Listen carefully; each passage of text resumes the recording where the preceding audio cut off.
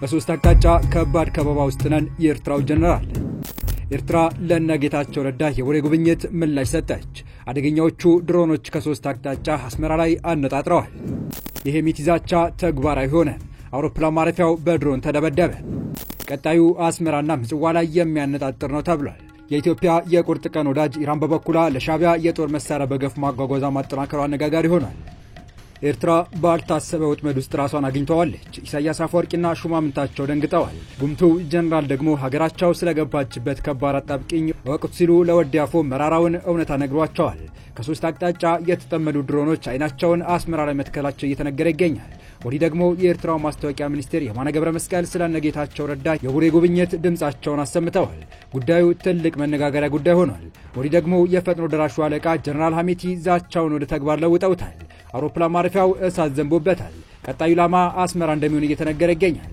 ይህንንና የኢትዮጵያ ቁርጥ ቀን ወዳጅ ኢራን በበኩሏ ለሻቢያ የጦር መሳሪያ በገፍ ማጓጓዣን ማጠናከሯን የተመለከተ መረጃ ይዘናል። ሰላም ውድ የሩዴሊ ቤተሰቦች እንደምን አላችሁ? ቻናሉን ሰብስክራይብ፣ ላይክ፣ ሼር ያደርጋችሁ እስከ መረጃዎቻችን ፍጻሜ አብራችሁን ቆዩ።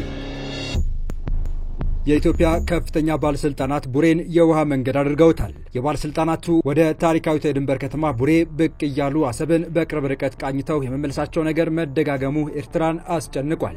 አቶ ጌታቸው ረዳና አምባሳደር ሬድዋን ሁሴን ከአሰብ ከተማ በቅርብ ርቀት በመገኘት ቡሬ ከተማ ተገኝተው ጉብኝት ማድረጋቸው የሚታወቅ ሲሆን አንዳንድ የአካባቢ ምንጮች እንደገለጹት ከሆነ ደግሞ ባለስልጣናቱ የኢሳያስ መንግስትን ለመጣል ዘመቻ ማወጁን ካስታወቁ የቀይ ባህር አፋር ሰራዊት ከፍተኛ ኃላፊዎች ጋር ተገናኝተው በቀጣይ አብረው በሚሰሩ ባቸው ጉዳዮች ላይ ሳይመክሩ እንዳልቀረም እየተሰማ ይገኛል።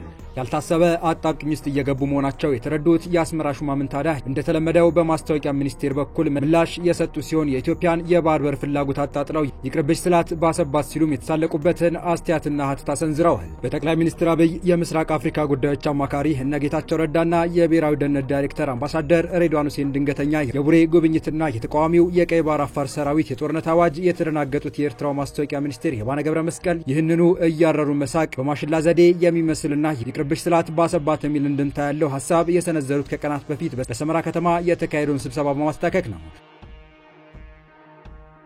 ሚኒስትሩ አቶ የማነ ከሰሞኑ በኢትዮጵያ ባህር ኃይል አዛዥ ለተሰጠው አስተያየት አጸፋ ነው በተባላቸው በዚሁ ምላሻቸው የውጭ ጉዳይ ኢንስቲትዩት የመከላከያ ዋር ኮሌጅና ሰመራ ዩኒቨርሲቲ ባዘጋጁት የባህር በርን የተመለከተ ውይይት ላይ ለተሰነዘሩ ሐሳቦች ላይ ያተኮረ ነው ተብሏል። በሰመራ ውይይት መድረክ ላይ የተገኙት የኢትዮጵያ ባህር ኃይል ምክትል አዛዥ ኮማንደር ተገኝ ለታ በግፍ ያጣነው የባህር በር የጊዜ ጉዳይ ካልሆነ በቀር መመለሱ አይቀርም ማለታቸውን አስመራ ባለስልጣናት ራስ ምታት ሆኗል። በተጨማሪም ለዓመታት ታጣቂ ሲያሰለጥንና ሲያደራጅ የከረመው የቀይ ባህር አፋር ንቅናቄ በይፋ የአስመራ መንግስቱ ላይ ተኩስ ባወጀ ማግስት የ4 ኪሎ ቁልፍ ባለስልጣናት በድንገት ወደ ቡሬ ተጉዘው አሰብን በርቀት ሲቃኙ መታየታቸው ነገሮች ከአዲያሎ ቤተ መንግስት እየተቃረኑ ስለመሆናቸው አመላካች ነው እየተባለ ይገኛል። እንደተለመደው የአስመራው ቃል አቀባይ የባህር ኃይል ምክትል አዛዡን በግድም በውድም ወደ ባህር በር ባለቤትነታችን እንመለሳለን ማለታቸው ነው። የማነ በሰጡት ምላሽ አትዋጩ ስላት ሰረጠቀችው የሚል አቻ ባለው ምሳሌ አነጋገር የኢትዮጵያ ከፍተኛ ባለስልጣናትና የመከላከያ አመራሮች የባህር በር ባለቤትነት መሻታቸውን ገፍተውታል ብለዋል። የኢትዮጵያ ባህር በር ጥያቄ መመለስ ለኤርትራ አማራጭ የሌለው አማራጭ ነው የሚለውን አካሄድ የአስመራ ባለስልጣናት መስማትም ማስተናገድም አይፈልጉም። የኤርትራ ባለስልጣናት በጉዳዩ ላይ የያዙት ግትር አቋም በሰላማዊ አማራጭ በጋራ መግባባት መፈታት የሚችል ጉዳይ ወደ ጦርነት እንዲያመራ እየገፉ መሆኑ እየተገለጸ ነው። ሚኒስትሩ ይህን ይበሉ እንጂ አንድ ስማቸው ያልተጠቀሰ ከፍተኛ የኤርትራ መከላከያ ሰራዊት ከፍተኛ አመራር ለኢሳያስ አፈወርቂ ጉዳት ሰምተዋል የተባለው እውነቱን ተናግሮ የመሸበት ልደር ያሉት ጀነራሉ ከሶስት አቅጣጫ ከበባ ውስጥ ገብተናል ሲሉ መራራውን እውነት የተነፈሷት ሲሆን ከሱዳን ፈጥኖ ደራሽ ሰራዊት ከኢትዮጵያ መከላከያ ሰራዊትና ከሁለቱም ጋር እየሰራ ያለው የተባበሩት ኤምሬት በኩል አስመራ ላይ ያነጣጠሩ ድሮኖች መጠመዳቸው ገልጸው የጦርነት ጉሰማችን ይብቃ የማንወጣው ጦርነት ውስጥ አንግባ ሲሉ መምከራቸውን የተሰማው። በዚህ ማልታዲያ ከትላንት በስቲያ አስመራና ምጽዋን በድሮን እናወድማለን ሲሉ ኢሳያስ አፈወርቂንና አስተዳደራቸውን በቁጣ ከው ያደረገ መግለጫ ያወጡት የሱዳኑ ፈጥኖ ደራሽ ኃይል መሪ ጀነራል መሐመድ ሐምዳን ዳጋሎ ወይም የሐሚቲ ማሳሰቢያ በካርቱም ተግባራዊ መደረግ መጀመራቸውን አስመራን ነግበኔ እንድትል የሚያስገድዳ ይሆናል እየተባለ ይገኛል። ከጎረቤት ሀገሮች የሚነሱ የጦር ጀቶችና ሰው አልባ አውሮፕላኖች ላይ ኃይላቸው ጥቃት እንደሚያደርስ አስጠነቀቁ። የሱዳንን ጦር የሚደግፉ የቀጠናው ሀገራት አውሮፕላን ማረፊያዎች ላይም ጥቃት እንደሚሰነዝሩ ገልጸዋል። ሰራዊታቸው ላይ ጥቃት ለማድረስ ከሱዳን ጎረቤት ሀገሮች የሚነሱ የጦር ጀቶችና ሰው አልባ አውሮፕላኖች እንደሚመቱ ሱዳን ትሪቢዩን ዘግቧል። ቁሳቁስ ለማድረስ ጥቃት ለመፈጸም ወይም ለመግደል ከየትኛውም ጎረቤት ሀገር የሚነሳ የትኛውም አውሮፕላን ያሰጋናል ብለዋል። የቀጠናው ሀገራት አውሮፕላን ማረፊያዎች በሱዳን ለሚደርስ ጥቃት መነሻ ከሆኑ የጦር አውድማ እንደሚሆኑ ሐሜት ይዝተዋል። ማስጠንቀቂያቸው በተለይ ግብጽ ላይ ያነጣጠረ መሆኑ ቢታመንም ከዚህ ቀደም የወጡ አንዳንድ ሪፖርቶች የሱዳን መንግስት የጦር አውሮፕላኖች ከፈጥኖ ደራሽ ኃይሉ ጥቃት ለመጠበቅ ሲባል ከፖርት ሱዳን ወደ ኤርትራ መዲና አስመራ ማዘዋወሩን አመልክተው ነበር።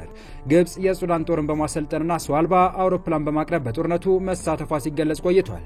የሱዳን ጦር የዘር ጭፍጭፍ ፈጽሟል ሲሉም ሄሜቲ ከሰዋል።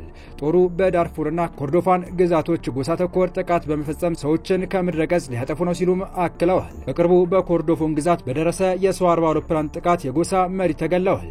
ጥቃቱን ተከትሎ የሱዳን ጦርና ፈጥኖ ደራሽ ኃይሉ እርስ በርሳቸው ሲካሰሱ ቆይተዋል። የሱዳን ፈጥኖ ደራሽ ኃይል ባለፉት ጥቂት ቀናት በጦሩ በተያዙ አካባቢዎች በተከታታይ የሰው አልባ አውሮፕላን ጥቃት ፈጽሟል። ጥቃቶቹ ወታደራዊ መቀመጫዎችንና ንጹሃን ዜጎችን ኢላማ ያደረጉ ነበሩ። ውጊያው ከመዲናዋ ካርቱም አልፎ በዳርፉርና ኮርዶፋን ግዛቶች ተባብሶ ቀጥሏል። በሌላ በኩል የሱዳን ሲቪል አቪዬሽን ባለስልጣን በካርቱም ዓለም አቀፍ አውሮፕላን ማረፊያ ላይ የደህንነት ፍተሻ ካደረገ በኋላ አውሮፕላን ማረፊያው ለበረራ ክፍት አድርጓል። አውሮፕላን ማረፊያው ከ3 ዓመታት በኋላ የመጀመሪያውን ዓለም አቀፍ በረራ ትላንት አስተናግዷል። ሆኖም ግን ባለፉት 24 ሰዓት በአካባቢው የሰው አውሮፕላን ጥቃት እየደረሰ ነው። አውሮፕላን ማረፊያው በእርስ በርስ ጦርነት ጉዳት ከደረሰባቸው መሰረተ ልማቶች መካከል ይገኝበታል። የሱዳን ጦር የካርቱም አውሮፕላን ማረፊያ ለበረራ ክፍት ከማድረጉ ከሰዓታት በፊት ጥቃቶቹ በተሳካ ሁኔታ መመከቱን አስታውቋል። የሱዳን ጦር የካርቱምን የተወሰኑ አካባቢዎች መልሶ ከተቆጣጠረ በኋላ በመጀመሪያ ደረጃ ከወሰዳቸው እርምጃዎች አንዱ አውሮፕላን ማረፊያውን ለበረራ ክፍት ማድረግ ነው። ፈጥኖ ደራሽ ኃይሉ ያደረሰው ጥቃት ግን አሁን ላይ በካርቱም ህይወት እንደተቀደመው የመመለስ እድሉ ጠባብ እንደሆነ ያሳያል። ሁለቱ ተገዳዳሪ ኃይሎች ካርቱምን ለመቆጣጠር ውጊያዎች አካሂደዋል። የሱዳን ጦር መሪ ሌተር ጀነራል አብዱልፈታህ አልቡርሃን ከዳርፉር 24 ጋር ባደረጉት ቃለ ምልልስ በሱዳን ቀጣይ ዕጣ ፈንታ ውስጥ ፈጥኖ ደራሽ ኃይሉ ምንም ሚና አይኖረውም ብለዋል። የሱዳን ጦር ፈጥኖ ደራሽ ኃይሉን እንደሚመታ የገለጹት አልቡርሃን ሚሊሻዎች ወይም ሌሎችም የአማጽያን ደጋፊዎች በሱዳን ቦታ አይኖራቸውም ብለዋል። አልቡርሃን ይህንን ያሉት ፈጥኖ ደራሽ ኃይሉ የካርቱም አውሮፕላን ማረፊያ ላይ የሰው አልባ አውሮፕላን ጥቃት ማድረሱን ተከትሎ ነው። አውሮፕላን ማረፊያው ከተከፈተ በኋላ ከፖርት ሱዳን የተነሳ 180 ሰዎችን ያሳፈረ አውሮፕላን በሰላም አርፏል። በመጀመሪያው በረራ ከነበሩት ተሳፋሪዎች መካከል አልቡርሃን ይገኙበታል። የሱዳን ፈጥኖ ደራሽ ኃይሉ በ24 ሰዓት ውስጥ 2 ሰው አልባ አውሮፕላን ጥቃት ፈጽሟል። በካርቱም አውሮፕላን ማረፊያ አቅራቢያ ዛሬ ጠዋት ለሶስተኛ ጊዜ ጥቃት ተፈጽሟል። በቀጣይ አውሮፕላን ማረፊያው በረራዎችን ስለማስተናገዱ ግልጽ አይደለም። አሜሪካ፣ ሳውዲ አረቢያ፣ ግብጽና የተባበሩት አረብ ኤሚሬትስ ሁለቱን ተዋጊ ኃይሎች ለማደራደር ሙከራቸውን ቀጥለዋል። ትናንት የሱዳን ፈጥኖ ደራሽ ኃይል በደቡባዊ ምስራቅ የአገሪቱ ክፍል የሚገኙ የኃይል ማመንጫ ተቋማት ላይ ጥቃት አድርሷል። ሱዳን ትሪቡን እንደዘገበው በሰነርና በዳምዚን ከተሞች ጥቃቱ ተፈጽሟል። በሰነር ከተማ ዋነኛ ግድብ አቅራቢያ አጥፍቶ ጠፊ ሰው አልባ አውሮፕላን ፈንድቷል ሲሉ አንድ የዓይን እማኝ ተናግረዋል። የዳምዚን የኃይል ማመንጫ በደረሰው ጥቃት ሳቢያ ከተማዋ ጨልማለች ሲሉም ነዋሪዎቹ ገልጸዋል። በስደተኞች፣ በህፃናት፣ በተፈናቃዮችና በሰብአዊ እርዳታ አቅርቦት ዙሪያ የሚሰሩ 4 የተባበሩት መንግስታት ድርጅቶች ባወጡት መግለጫ ዓለም አቀፉ ማህበረሰብ ለሱዳን ትኩረት እንዲሰጥ አሳስበዋል። የሱዳን ጦር ካርቱምን መልሶ መቆጣጠር ተስፋ ሰጪ ቢሆንም መሰረተ ልማት ላይ የደረሰው ጉዳት የከፋ መሆኑን ገልጸዋል። የትምህርት ተቋማት በጋራ ባወጡት መግለጫ በዳርፉርና ኮርዶፋን ግዛቶች የቀጠለው ውጊያ አሳሳቢ እንደሆነ ገልጸዋል። በሺዎች የሚቆጠሩ ህጻናት በምግብ እጥረት ሳቢያ ለሞት መጋለጣቸውን የተቋማቱ መግለጫ ይጠቁማል። ከፍተኛ ውድመት በደረሰባቸው አካባቢዎች ያልተገደበ ሰብአዊ እርዳታ እንዲገባም ጠይቀዋል። ተቋማቱ የሚደረግላቸው ድጋፍ በመቀነሱ ምክንያት ነፍስ አድን እርዳታ የሚሰጡበት አቅም እንደተገደበ ማክለዋል።